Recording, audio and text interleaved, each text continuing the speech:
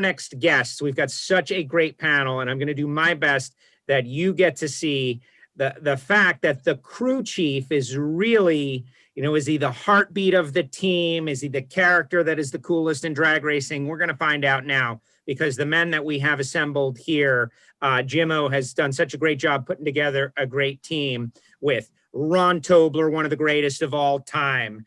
Nicky Bonafonte, a world champion crew chief a couple years back with Del Worsham, now has taken on a new project with Alexis DeJoria. Kurt Elliott, the reigning Denso U.S. Nationals top fuel co-crew chief with Connie Coletta.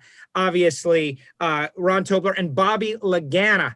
Bobby, three-time Top Fuel world champion. Tobler, of course, might be the biggest character of them all. So, gentlemen, this is great for me to be able to be here with you. And, oh, by the way, people get to watch. Happy Thanksgiving. How are you all doing? How's it going? Good, Joe. Glad to see you. Yeah, you, Kurt. Doing good, Joe. GMO, awesome. Nikki, what about you, Tobe? Tobe's muted. Unmute, Tobe. Got to unmute. And Bobby. Yeah, I see the mute is still on Tobler's deal. You'll fix it. It's in the lower right-hand corner or left-hand corner. You'll see the mic has got a line through it. Lower left is try now. Yeah, are we good now? Good. We got him. Tobler's Jimmo, on, we made baby. it. And Bobby was a last-second addition to this jam, but I think we'll figure it out. Considering as the what do you consider yourself, Bobby? The do-everything guy. Hoagie's called the crew chief, but everybody knows your hands are on everything. You just won 3 back-to-back-to-back world championships in Top Fuel. What's your title? Bobby is silent, too. We don't hear Bobby. Bobby, get it tuned up. Bobby wins best background, guys. So that's over. We got nitro cars in the background. Bobby, you're muted. Bobby, you're muted. Now try now, Bobby. Yeah, we don't hear Bobby. All right, we're going to work on Bobby. I'm going to proceed with the show. Bobby's going to get tuned up. Bobby, you keep talking, Bobby, and we'll hear you when it works. All right, in the meantime, guys, let's start out. I'd like to get and encourage cross-crew chief conversation. Let's face it. Let's be honest. I know the least of all of us, but I know all of you, and I've heard some great conversations. And I want to bring that to our worldwide EPARTRADE audience. Let's face it, not everybody is as in-depth in drag racing as you are, but you love the sport. You've spent your lives in the sport. You keep coming back into the sport, and you've experienced so much. We want to share that love and passion of NHRA Camping World Drag Racing. So we're going to start off with Jimmo. Jimmo, you assembled the panel.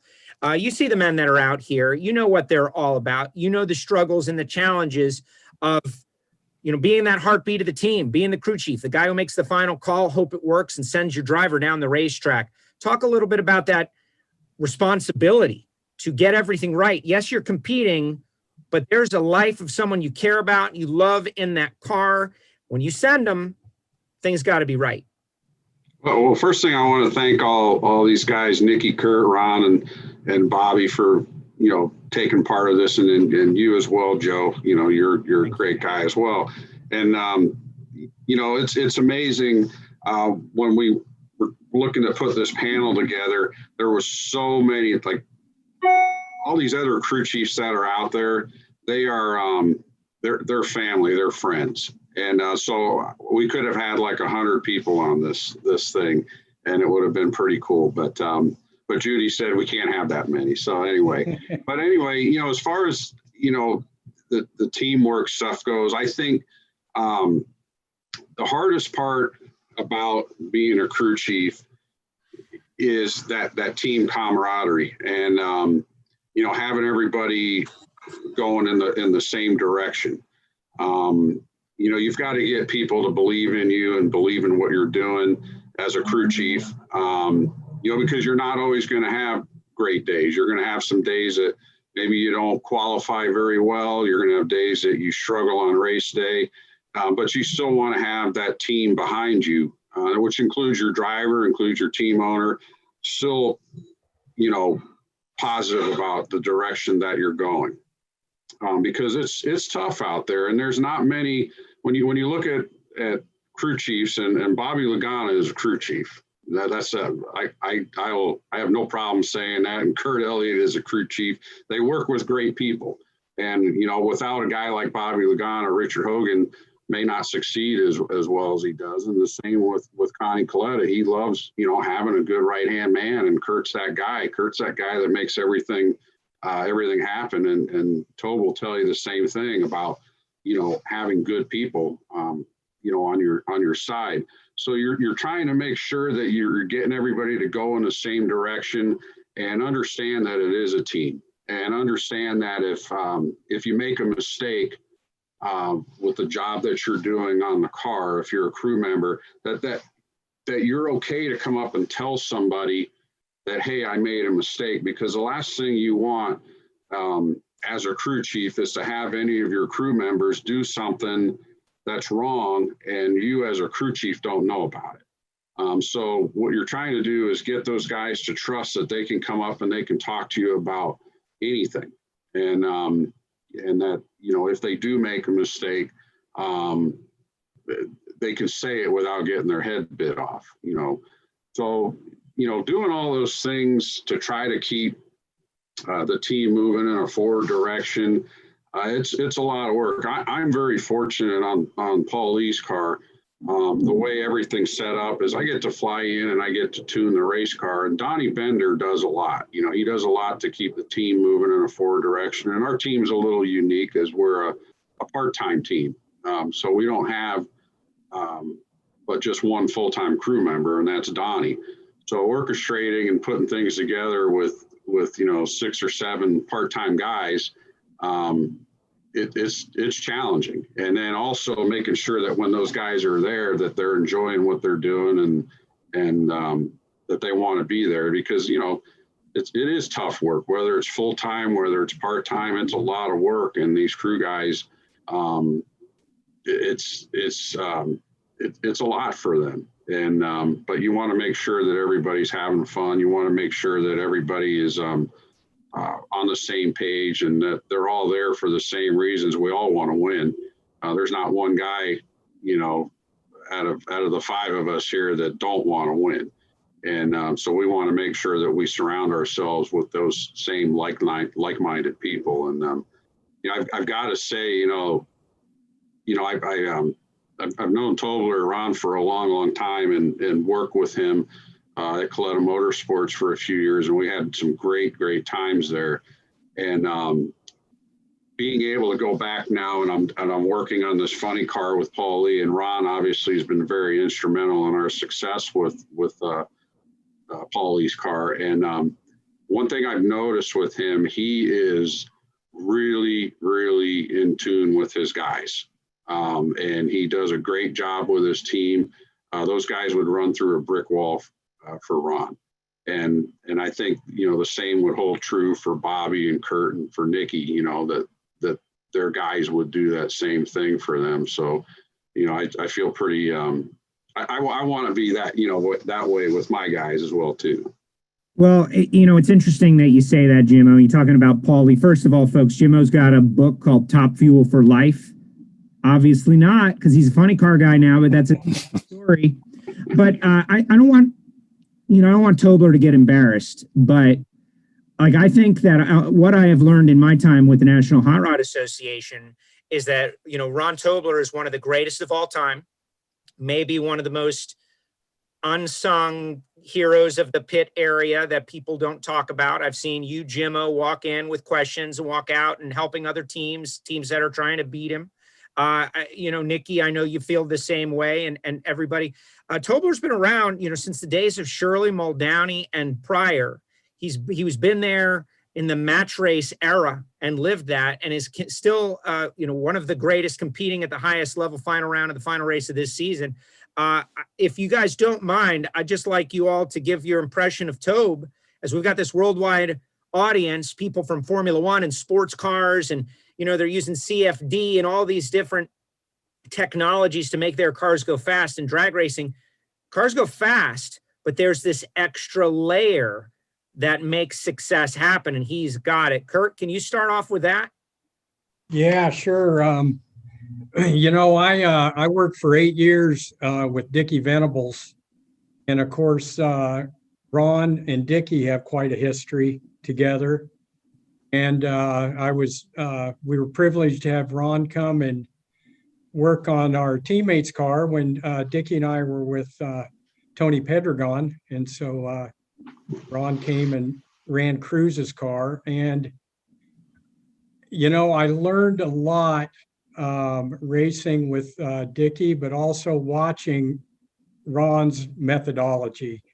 And he's not the guy that's going to have the latest trick stuff on his car. I mean, he's going to wring that thing out with what he's got and what he knows. And just watching him over the years has been something that's really stuck with me. And also, like Jimmo says, his camaraderie with his team is like second to none. And you know, we live and die by those guys, and you know, we're at their mercy. So we've got to have their loyalty and work with them. And I saw all those qualities in Ron, for sure. How about you, Nikki? Bonafonte Friction, producing clutch discs for so many of the cars out there, clutch parts for so many of the racing machines out there. You're kind of on the, you know, manufacturing chemistry side of the sport. You can make anything go in the clutch. Also a world champion nitro crew chief with Del Worsham a couple of years ago, and you had to battle Tobler for that championship.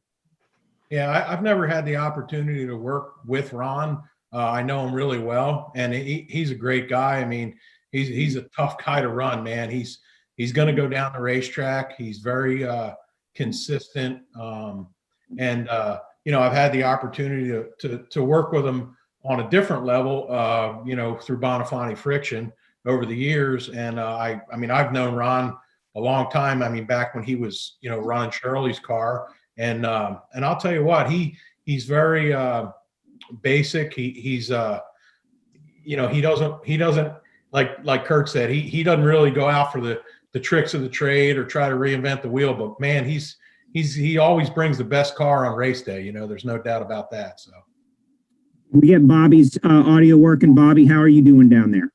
Champ. Bobby has replaced his video with a placard of him sitting there. He's frozen up. No big deal. So I to you because I just have seen what you've been able to do, the people who you have helped, and the way you run your car. And I just think it's very important that everybody knows that Ron Tobler has been so successful in the sport of drag racing, these 4 championships, a couple with Shirley that you take credit for. One was Connie prior to that, Cruiser in 2008, Caps.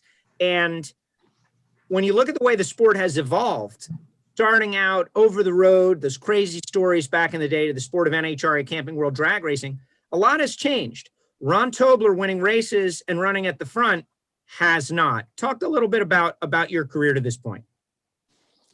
Well, I've had a lot of great opportunities, obviously, and I thank everyone for all the kind words. Certainly everyone on this panel is a very good friend of mine. We do a lot together, kind of away from the racetrack, whether it be drinking a little vino or whatever it may be. But I certainly appreciate everything that everyone has said. And I have to echo Jim O's sentiments about the crew. That's one of the things that I've learned. And next year will be my 50th year of being involved in drag racing. And I'm certainly the old guy of this panel. And, you know, you're nothing without your crew. Those guys put in the work, they put in the dedication, they put in the sacrifices. They're the ones driving the trucks and trailers up and down the road. So I would certainly echo everyone's feeling that without them, you know, that we are nothing and we're not going to produce any kind of a good car on Sunday. You're right. I have been around a long time. I've seen the sport change when we didn't have computers, when we didn't have the things on board the cars that we have nowadays. So I've certainly kind of been around even since the engines were in the front, which was not a really pretty picture back in those days, as it is now with a funny car. But yeah, just great opportunities, great friends, and wouldn't trade any of it for anything. And didn't you get your license in a slingshot? It wasn't a slingshot. It was a rear engine dragster. It was in 1975. So Dickie Venables Jr. that Kurt mentioned a while ago, I actually started racing with his dad in 1971. And I did get my license in their rear engine top fuel car, having been a young, early 20s kind of guy and thinking that I wanted to go and be a driver. And but then shortly after that, I went to work for Shirley, and that kind of set aside the driving aspect of my life and allowed me to focus on being a crew chief. Amazing. All right. I would encourage some questions out there for those of you on EPARTRADE.com. Thank you for joining us. Crew chiefs, feel free to question each other, because let's go into some of the decision making. NHRA drag racing in a typical year, there's 4 qualifying sessions and then 4 rounds on Sunday. This year, our pandemic year, those were cut. Spoke with Antron and Ron Cap this morning, and they said that was very intense. Only getting 2 qualifying sessions, going out there, having to compete. You're basically round 1 in your 3rd run down, and it changed the methodology. You guys are figuring out the track. You're trying to make as much power as the conditions will allow. You have more power no matter what the conditions will allow, then you can get to the ground, and you've got another team, maybe one of these gentlemen here, trying to load you up on the trailer. So let me start out with Jimmo first. How do you process those elements to come up with a winning combination? Take me through your methodology, and any one of you other gentlemen, feel free to jump in and point out something or attack. Well, for me, when I'm still trying to get my hands wrapped around, tuning a funny car, and thank God for Tobler, to help me out and keep me in line. When we first went back this summer and we started doing those Indy races, an interesting thing, we had really never run Paul's car in the summertime conditions like that. So we first went out and we're just out there like throwing down with these 330 foot numbers, but it won't stick. Of course, it's smoking the tires. And then all of a sudden everything lined up first round, and we went 388, and Ron and then my brother, they're like, what the hell are you trying to do out there? Of course, the car, we clipped the cone and stuff, and we lost that round. But the following week, Ron was like, look, man, you got to back this thing up. And this is what you need to do to back it up. And it didn't make sense to me, but I needed to back it up.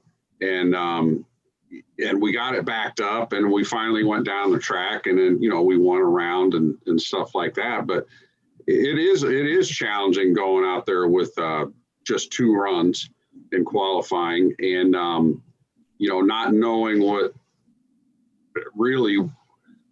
it's like. So you've got to kind of be a lot more conservative. You've got to really be not as greedy. And I've told people, I didn't work for Connie Coletta for 31 years and not learn how to be greedy with certain cars. But it's challenging, but it's still fun. It's still racing. You're still trying to go out there and put the best number down that you can, but your mentality changes a little bit to where you maybe have to be a little bit more conservative. I don't know if Connie's that way, Kurt, but he never was. I don't know if anything's changed. Hey, real quick, let me jump in. Bobby Laganna is back and unfrozen. Bobby, can we hear you? We don't hear Bobby. Bobby hears us, but we don't hear Bobby. Get the tech crew down there. Bobby's waiting for background. We got world champion top fuel dragsters back there. Oh, he's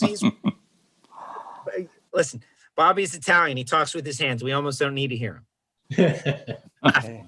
He's laughing. What about it, Kurt? You guys have Jimmo, Tobe, Nikki, Kurt. You've all worked with a legend. This EPARTRADE deal started off with Roger Penske. Talk about a captain of industry, coming out of IndyCar. I like to think of Conrad Coletta as a similar situation for drag racing, a drag racer that created an air freight company to keep drag racing and now has one of the largest in the world. And you've all worked with Conrad. And this year, Kurt, you won the U.S. Nationals with Connie.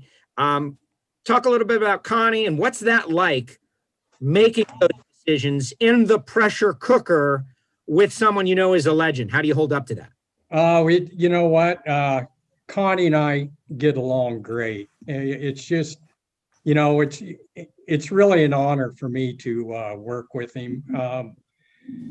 Watching him when I was a kid, and just one of the greats. And he is truly a legend in drag racing, a global business titan without a doubt. And he still loves this sport. I mean, all this panel knows how much he still loves this sport. And we want for nothing. I mean, he gives us absolutely every tool, part, personnel, everything we need to do this job.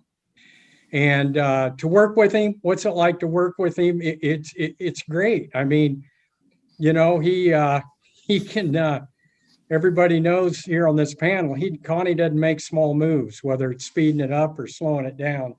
He makes pretty big moves. So you try to give him your input, and he is very respectful and will listen to your suggestions and thoughts.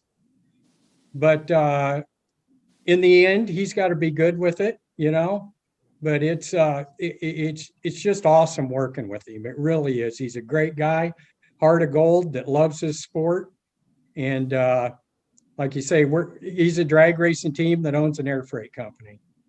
And I love it. I love that idea. It makes me think of Ferrari. They're a racing team that sells their cars, and he's a drag racing team that has an air freight company, and their investment in drag racing is tremendous. Now, Nikki, you worked at Coletta Motorsports. You won a championship over there, but you came up the way everybody else has, and it seems like that arc of career is very similar in drag racing. We don't really have the person that comes in as a young engineer and takes over a crew chief role and is a crew chief. It seems like in drag racing, you absolutely have to grind it out from the bottom, start out at a team that is an occasional runner, fight and claw your way all the way up, and then eventually achieve a crew chief position. And through that experience, you have the ability to survive in that crunch time with these 11,000 horsepower machines. Your knowledge on the manufacturing side is an extra advantage for you, having won that championship a couple years ago. For the audience, what impresses you the most about these cars you work on a weekly basis? Well, I mean, what impresses me, Joe, is the fact that, the cars, the amount of horsepower that they make, and, we can run these cars within hundredths of a second. It's pretty amazing to be able to, plan on making a run and you can actually say, hey, I'm gonna run a 388 and you run 389 or you run 387, or even if you have to go 4 flat on a hot track, and you have a good enough database to be able to draw off of where you can, be able to predict your ET with as much horsepower as the cars make. And that goes back to what everybody's been talking about with the people. I mean, the people have got to do their job. They've got to do a really good job and do it consistently.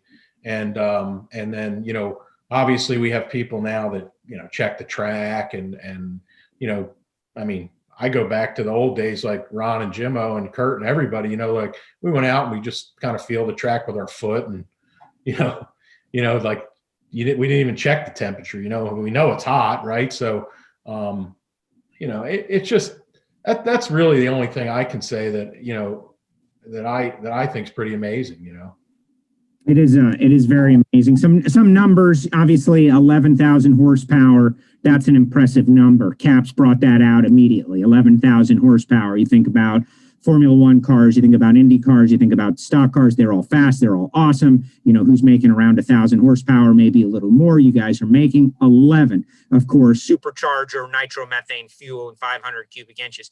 The acceleration 0 to 100 in less than 1 second, like 0.8 of a second. But is there a stat that you guys like to drop, like the one that you blow minds with at wine night parties, that kind of thing? Like I heard you guys, I think Nikki said it one time, that a top fuel engine, a nitro engine, only turns 570 times on a run. to 1,000 foot. Are any stats, any big numbers that really impress you? Tobler, you got anything that you like to drop out there when you want to blow some minds? Well, I do. And, you think about, like Nikki said, we kind of predict, given the track conditions and the things like that, about what we think the car can go out and run. And the fact that we're able to go out there, not just us, but like he said, the 8 guys that put all these components of this thing together, go out there and you can pick within 100th or 2. And it's been amazing to me how disappointed you get over missing it by 100th or 100th and a half. And we break it down to the thousands. But what I've always considered very awesome about these race cars is we're sitting there with a car that is dead stopped and dead still. And you hit the gas on that thing, and 3.8 seconds later, it's covered 1,000 foot, and it's accelerated to 285 miles an hour in just a little bit over 3 seconds. So sometimes the half track numbers to me are more impressive than the finish line numbers. But still, the fact that we sat there with that car not moving, we're not getting a running start at it, we're not we're not getting another lap on it. We have to sit there from a dead stop. And it just sometimes, even to me, even nowadays, is still mind blowing that we can sit back and be upset over missing it by 100th or 100th and a half. It's really, I guess we're a little bit spoiled in some vein, but we do all have a lot of data. We're trying to help Jim-O get some data on these little short wheelbase things we call funny cars. They're quite a different animal than the top fuel cars are.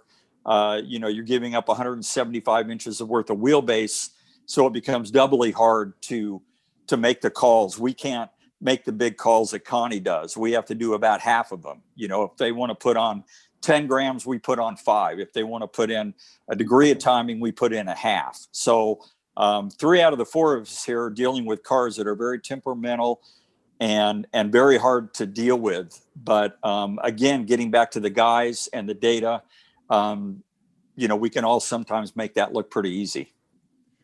On that note, Jim-O, you were once quoted as saying something along the lines of, with a top fuel car, you tune like an animal and drive with finesse. With a funny car, you tune with finesse and drive like an animal.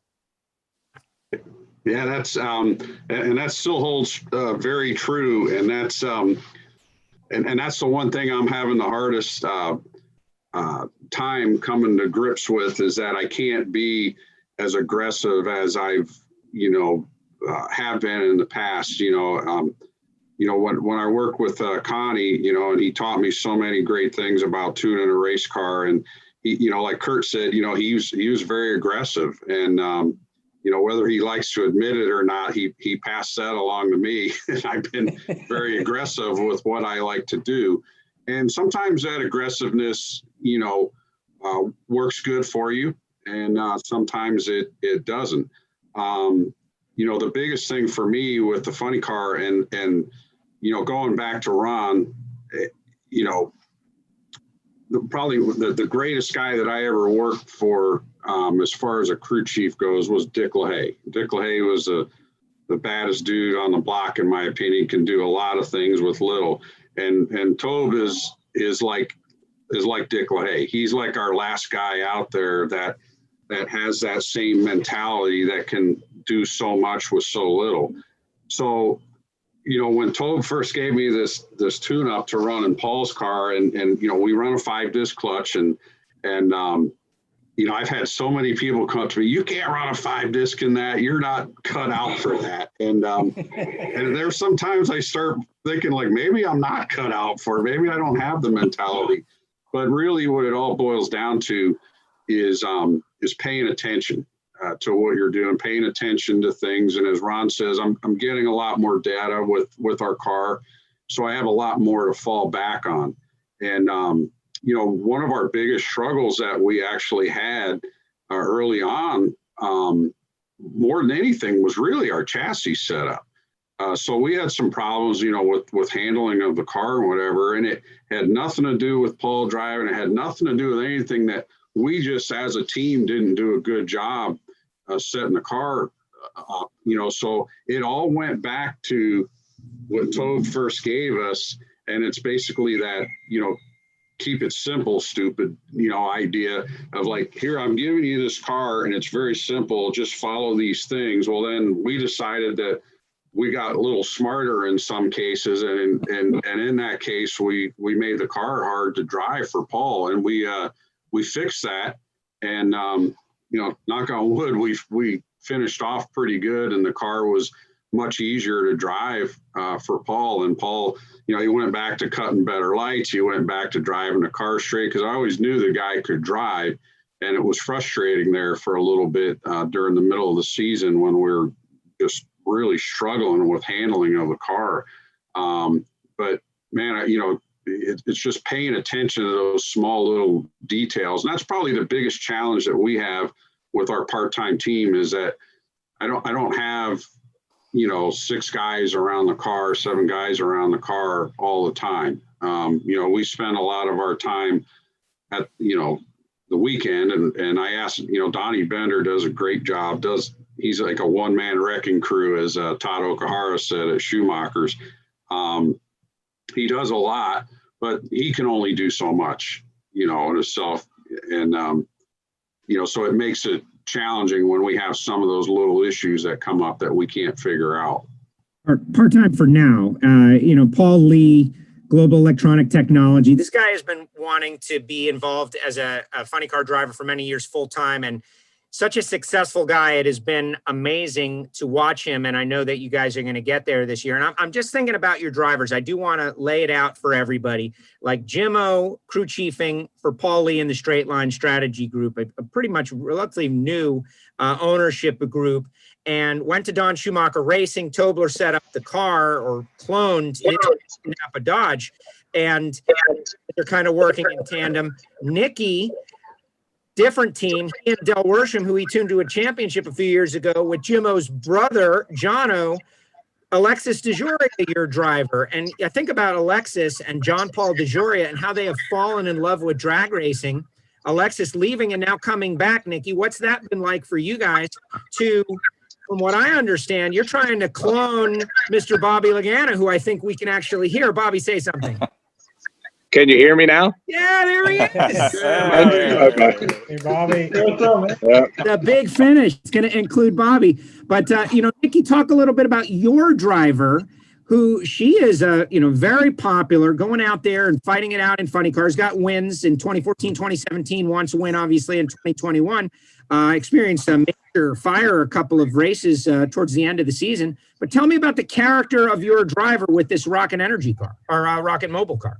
Well, I'll tell you, she's you don't meet a lot of chicks that really want to drive a funny car. I can tell you that. So, she obviously she enjoys drag racing. She wanted to get back out and drive a funny car again. She's aggressive. I mean, she hops in that thing and she drives as hard as she can every run. I mean, and if she doesn't do a good job, she sits down with Del and I, and she says, "Hey, man, I didn't do good, or I did good, or whatever." And Del and I just want to give her the best car we can. I mean, we basically took a car that we raced last in 2019 with Sean Langdon driving, and Sean's a bigger guy, and we tried to take that same exact car that we bought off Connie, and set it up the same. Tried to run it with her driving, and it didn't really work that way. It was a little bit tough to begin with. We did have a nice body tosser there, and then a big fire. We had a lot of mechanical issues with several parts that we were using, and once we got those things straightened out, our car stepped up at the end of the season. The last 4 or 5 races through that parts breakage, we were still putting up some pretty good runs. But as far as Alexis, I mean, she wants to put a championship together, and she wants to be the first woman to win a championship in a funny car. Wow. Well, I think that's great aspiration, and she can definitely do it. You guys have got the team together. It's going to be fun to watch you. What was 2020, very challenging year. 2021, hoping for a normalcy. All right, Bobby Laganna, three-time back-to-back-to-back Top Fuel World Championship. The 2017 season slipped away. You raced for a family racing team, Sportsman Racers, who continued to climb the ladder all the way up to the Kings of the Sport. Top Fuel assembled a team. Richard Hogan, who is on the Garlett's crew chiefing tree. That's right. One of Big Daddy's guys is out there dominating NHRA drag racing. And whether you will admit it or not, a lot of people, you know, the heartbeat, the chemistry of the team, they point at you, your brother Dominic, of course. What has it been like to go on this ride in Top Fuel with the Torrance family and become the team that people expect to win not only races, but championships?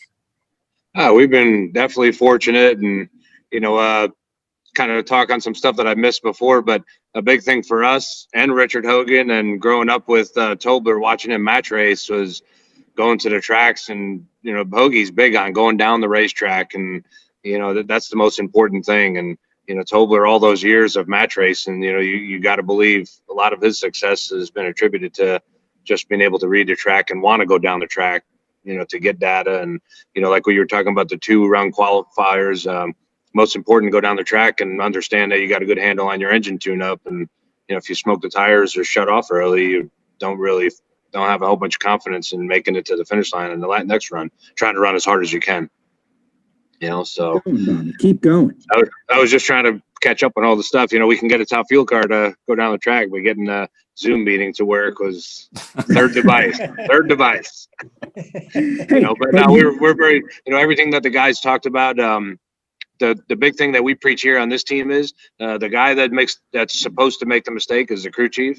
The crew guys should be perfect, and, you know, and they all expect themselves to be. And the driver's not gonna always be the best, but he needs to not make mistakes as well. And then the crew chief is the guy he's got the most amount on his shoulders. He's making the most amount of changes from track to track and run to run. And I think if everybody buys into that the crew chief is the only one that should make a mistake, then you can really start to excel and have a lot of trust in each other. And like everybody said here, the trust is the biggest thing. It's amazing. Even as something as simple as, you hate to say simple, as the tire, you know, the work on the tires. The tires are most important thing. It's the last thing on the racetrack. And, you know, understanding, you know, the tire is important. And, you know, our guy that's in charge of the tires, you know, we let him make a decision on what tires to be run. And, you know, it's important that everybody feels involved and that their voice matters and that, you know, they're a part of the team. There are so many forms of motorsports where technology is through the roof. Some think, you know, we're using pushrod V8, like how much technology could be in this? You know, you guys are going straight, guys. How much could be in it? Speak on that a little bit. Whoever wants to jump in, the technology in modern NHRA Camping World drag racing, maybe back at the shop, maybe in the cars that someone doesn't understand metallurgy or geometry or, you know, all these different elements that make these cars do this. Just speak on technology a little bit. I know years ago, John Glover, who was our champion spark plug rep for many, many years, he brought a guy out to, I believe it was a Memphis track we were at, who was part of the Renault Formula One team. And so he brought this guy there, and this guy is checking out our car, and I'm like talking to him, and he goes, "This car is amazing." And I said, "Yeah, they're pretty cool. I mean, they, you know, go 300 plus miles an hour, you know." So he goes, "No, this is just," he says, "this doesn't make sense.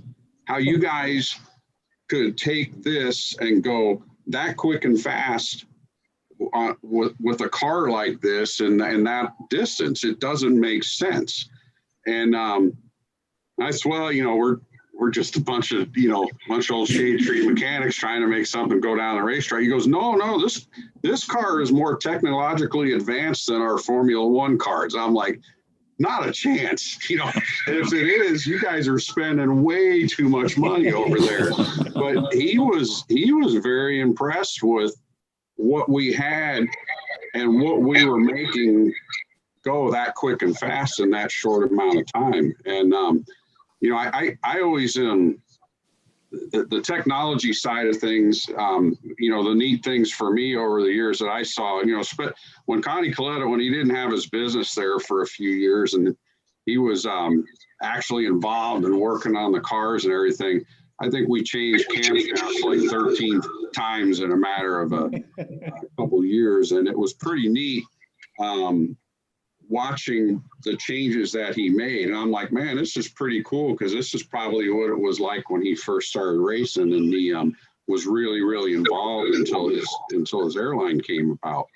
And, seeing those changes that we made, and then seeing the improvements, or sometimes they weren't improvements, the clutch area, some of the things that we did with the clutch. I thought the coolest thing that I was ever part of was going from a 5-disc clutch to a 6-disc clutch, and and us hiding it for a little, for as long as we could anyway. And I thought that was really neat to be part of something like that.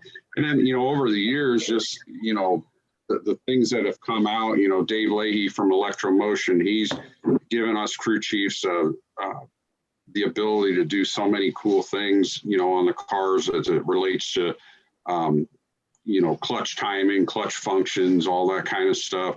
The manufacturers, they do a great job, from whether it's Bonifani products making really, good, clutch products, and all the other manufacturers out there, a lot of the teams, making a lot of their own parts, whether it's DSR, Colettas, or Forces, that's kind of a neat deal as well too. But yeah, it's I think these cars I don't think we give them enough credit for how technologically advanced they are, because, as Tobe said, like, going 285 miles an hour in about 3 seconds is pretty amazing. When you think about that out there compared to some of the other cars that are out there that race, they can't go that fast, in that short amount of time. So I think drag racing is an awesome sport. The 0 to 100 in less than 1 second is the one that blows people's minds up to me. Yeah. Most. Winning. Everybody loves winning. Hey, winning is great. You guys have all won tremendously. Bobby Laganna right now on an incredible streak. And in NHRA's playoff system 1 year ago, they were actually perfect. They swept the playoff system, which is something that I don't think will ever happen again. But you've all had great moments. You've all had negative moments where things have gone sideways or exploded.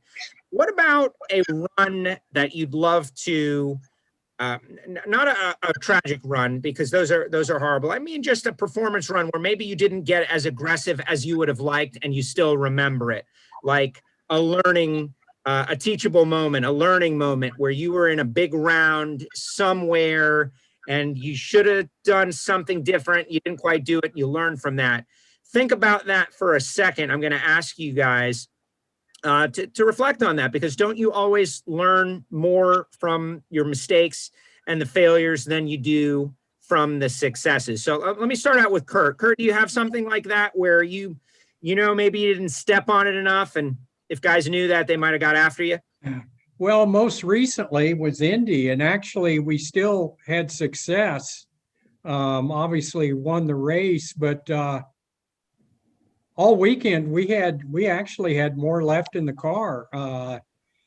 In the final round, I'm sure we could have ran at least a 68, and like I say, we still won the race, but I kind of wish we'd have leaned on it a little more all weekend, which is unusual for Connie, that he, that he didn't push it any more than he did. But, actually that car, every run, no matter the track temp, we had the same clutch settings on it every run. I think maybe our primary varied 1 gram all weekend. So, it's just one of those where it was dialed in, but I think we could have ran quicker all weekend. Won the biggest race. Tobler, what about you? You got such a long and storied career. Maybe there's multiple. Maybe there's one that sticks out in your mind. You can give us an example. Well, I think that, like Bobby was saying earlier, when you I almost consider it a failure every weekend when we leave and we don't win. And so you kind of reflect back almost on a weekly basis about what you could have done more or less, whichever the case may be. But I guess maybe a watershed moment would have been the run with Doug Coletta, unfortunately, at the World Finals in 2006, when Alan Johnson set the national record and, took the championship away from Doug with the bonus points that he got for setting the world record. So that was certainly one of the ones that maybe we could have done a little bit more in the semifinals. We got beat in the semifinals. If we'd have gotten to the finals, then Doug would have been the championship, no matter what Alan Johnson or Tony Schumacher did. So, I always look back that with Dougie, and, I enjoyed my time there. Like Jimmo said, when I was there for the 3 years, we had a great time. Connie was, a great facilitator as far as giving us everything we need. But I'd say that in my career and also in the sport of drag racing is kind of one of those watershed moments that people even talk about now. The run, Tony Schumacher, Doug Coletta, the run. Every drag racing fan knows it, and it's one of the things on Ron Tobler's life resume. Multiple championships. Nikki, what about you? A moment that you learned from. Things didn't go right. Not talking real negative stuff, but something you were able to take down the road and build upon. I would say like in 2016, when I was working with Jono at Coletta's, and we were running the DHL car, and Del Worsham was driving it. We had a pretty quick car throughout the summer. We had just switched over to the home built Bounty Hunter chassis, and our car was pretty quick and fast, and we really didn't have to push it that hard to put up some really big numbers. Like we set the national record a few times and ran 383 at Seattle, and it was doing it pretty easy. And then, we get back into the, Brainerd, and we win Brainerd, and then we go to, we get to the U.S. Nationals, and we had to push it a lot in qualifying to get it to run, within a few hundredths of that, that 383. I think we were around 387, and we still weren't really satisfied with how the car was running. We managed to run pretty well on race day. And we made it to the final round, and we had to run Matt Hagan in the final, and man, we stepped on it, and I feel like that was one of my opportunities to win the U.S. Nationals, and it didn't happen for us, so we didn't, we just basically didn't get after the thing enough, and we ran good, but it wasn't good enough, and that's a race I'd like to have back. Because it's the U.S. Nationals, and it's the biggest race. And man, anytime you're in the final round, like Connie Coletta and Jimmo and all those guys used to tell me, hey, this is the U.S. Nationals. Like Dick LaHaye, right? I worked for Dick for a long time with Jimmo, and those guys would this is the U.S. Nationals, and when you go to the U.S. Nationals, you need to bring everything you got. So I feel like we were just kind of racing the guy in the other lane, and we didn't really race the racetrack quite as much as we should have. NHRA's biggest race, Bobby Laganna. I don't imagine you have any that you want to take back after the last 3 years, but I know you do. Yeah, without being greedy, I'd say a run that sticks out is in Bristol last year in the final round against Salinas. We lost really a close race. I think it was 3 or 4 thousandths. We were going to win.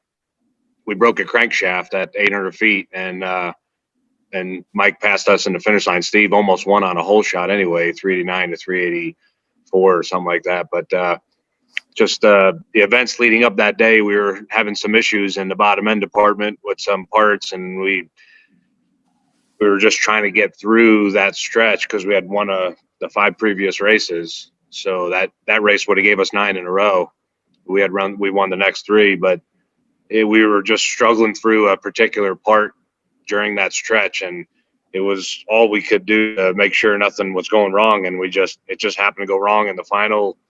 It was you look back on it and there's like 3 or 4 things you easily could have done to now fix that problem, and we would have been okay. But it definitely, it was just a mechanical thing that we were battling and just we're struggling to fix the problem. I see Francisca and John have popped up, so we're close to the very end. I do want to take a second to thank all of you for what you do for NHRA drag racing. Jimmo, I'm going to give you the last word here. Bobby, thank you and congratulations on your amazing run with Steve Torrance as your driver. You guys are doing great. So happy brother Dom is better and things are looking good. Nikki, excellent work. Good luck to you in the future with Alexis DeJoria and that Rocket Mobile team. Ron Tobler, next year, bud. Good luck. Thank you very much.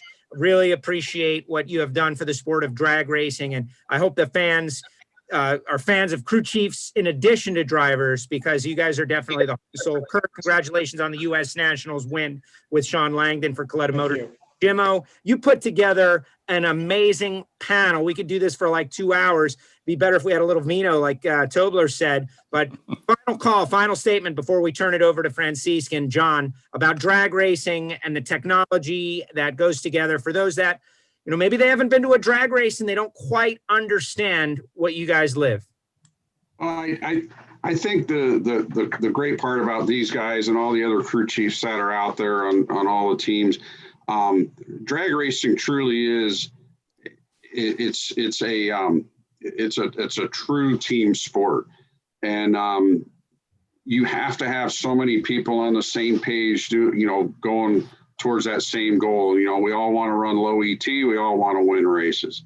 And the neat part for me, when I was younger, I always wanted to be a driver and stuff, and then I kept growing and I didn't stop growing. And of course, nobody's going to put anybody my size in any type of race car.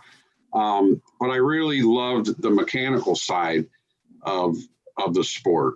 And, when I set out to become a crew chief and I, wanted to do that, I really enjoyed that side of it. And there's so many, I want people that don't know a whole lot about drag racing, to know the people that are behind the scenes, the guys, like the guys you see here on this panel, and then their team, their crew members, the people at the shop, maybe the guys that don't even go to the racetrack, how important every little job is that we do to, put those great numbers up on the board. I mean, there is a tremendous amount of preparation, a tremendous amount of work that goes into, every 3.6 second top fuel run or a 3.80 second funny car run.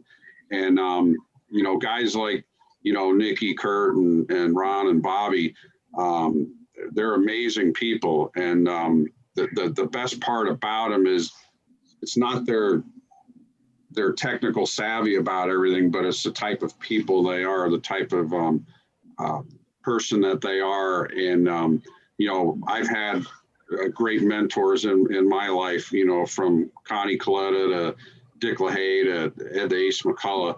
And, and then also getting to know a lot of these great people out here, like these guys and Richard Hogan and Alan Johnson and, and the list just goes on and on and on.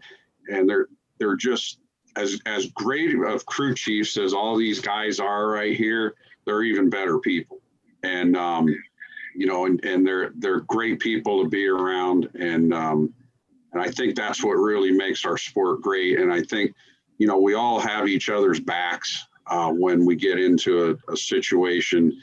And we've been through some tough times this year with Dom and but. Just like you said, Joe, seeing him back smiling, that's the greatest thing on earth. And Bobby, he's, God bless him for, hanging in there and everything that he did,